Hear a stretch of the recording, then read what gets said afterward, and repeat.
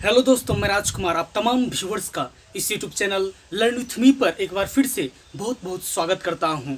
दोस्तों, हम लोगों ने sweetest love I do not go poem को बहुत ही प्रेम पूर्वक अध्ययन किया है और आज हम लोग इस कविता में मौजूद या के अंतर्गत जो ट्रू एंड फॉल्स और शॉर्ट टाइप के क्वेश्चंस हैं का सॉल्यूशन देखने वाले हैं। तो चलिए शुरू करते हैं। दोस्तों, sweetest love I do not गो के B11 में ट्रू और फॉल्स स्टेटमेंट का चयन करना है। तो B11 के ए में दिया हुआ है the poet wants to go away because he is tired of his beloved. कवि अपनी प्रेमिका से दूर जाना चाहते हैं क्योंकि वह अपनी प्रेमिका से थक गए हैं, तो थके नहीं हैं, इसलिए यह हो जाएगा फॉल्स। बी नंबर क्वेश्चन है the poet has found another lady who is more beautiful. दूसरा क्वेश्चन जो है, दूसरा स्टेटमेंट है कि पोइट जो है, कवि जो है, बहुत ही सुंदर या बहुत ही उपयुक्त लेडी को जानता है या उससे प्रेम करता है, तो यह सही नहीं है, तो हो जाएगा फॉल्स। सी नंबर क्वेश्चन है the poet intends to go on a longer journey than what the sun undertakes.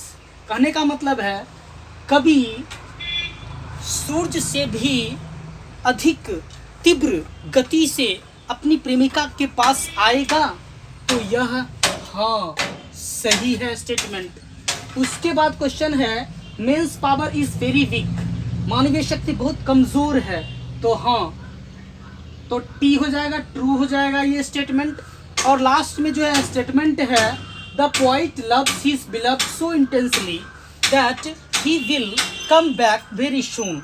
यानी कभी अपनी प्रेमिका से बहुत ही प्रेम रखता है, प्रेम जो है अपनी प्रेमिका के प्रति ज़्यादा है, इंटेंस है, इसलिए वह जल्दी ही कम बैक करेगा। यानी जो जर्मनी गया है, जो यूरोप गया है, तो वो जल्दी ही अपना जर्नी कंप्लीट करके अपनी महबूबा के पास आएगा, तो हाँ ये सही स्टेटमेंट है। उसके बाद हम लोग देखते हैं B12 का। B12 का जो है शॉर्ट टाइप क्वेश्चंस है, इसका भी सॉल्यूशन लिखे हुए हैं, इसे भी देख लेते हैं एक बार। पहला क्वेश्चन है कि why does the poet want to go away from his beloved. अब कवि जो है अपनी प्रेमिका से क्यों दूर जाना चाहता है, तो आंसर है the poet wants to go away from his beloved because of certainty of death. Poet को यह अनुमान है कि मृत्यु जो है वो निश्चित है, मृत्यु क्या है, निश्चित है, इसलिए वह मृत्यु का बहाना बना करके उससे अभ्यस्त हो जाना चाहता है, इसलिए वह जाना चाहता है अपनी प्रेमिका को छोड़ करके। वह यह चाहता है कि जो छोटी छोटी सेपरेशन है, छोटी छोटी सेपरेशन के माध्यम से एक बड़ा सेपरेशन जो है सहने की क्षमता जो है उसकी प्रेमिका में आ जाए, और डेथ आने पर भी वह ज़्यादा जो है वह ग्रेटर शॉक में न जाए। तो ये हो गया आपका क्वेश्चन का आंसर, सर्टेनिटी ऑफ डेथ। चलिए कंप्लीट। दूसरा क्वेश्चन है कि what are the things that the sun doesn't have. अब सन के पास क्या क्या चीज़ नहीं है, तो answer the sun has neither desire nor sense nor any short way to complete his journey. यानी सन के पास न तो डिजायर है कोई, चूंकि सन के पास अपना कोई प्रेमिका नहीं है, इसलिए उसके प्रति न तो कोई डिजायर है और न ही कोई सेंस है, कोई भावना है, और न ही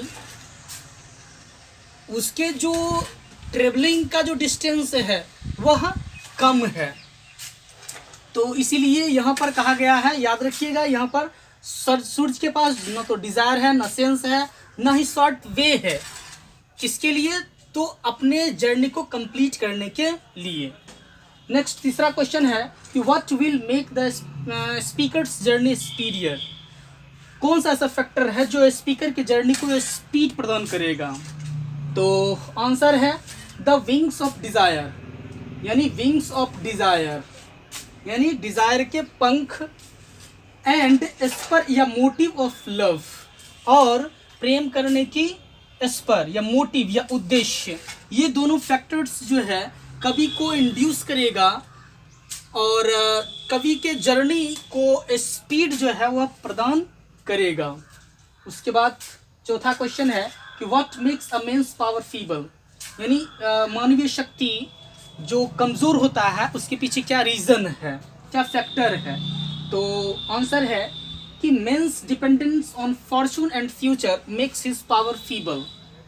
मानव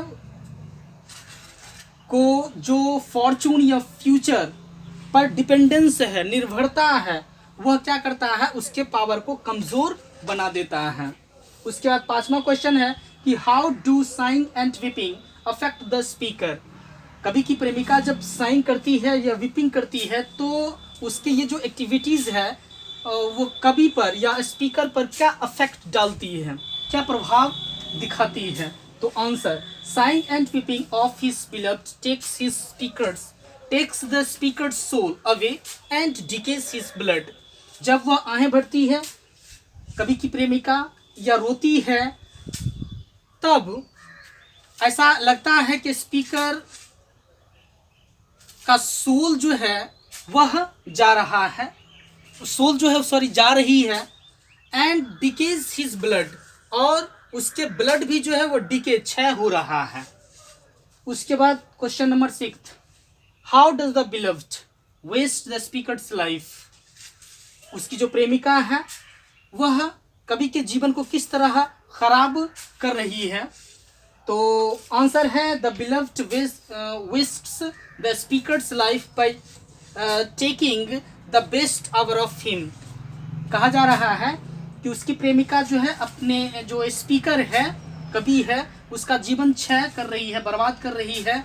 अब देखिए, चूँकि उसका जो बेस्ट टाइम है कवि जोंडन का, वह ले करके, कहने का मतलब जो कवि का कीमती वक्त है, उस कीमती वक्त को वह रोने में और आहें भरने में लगा रही है।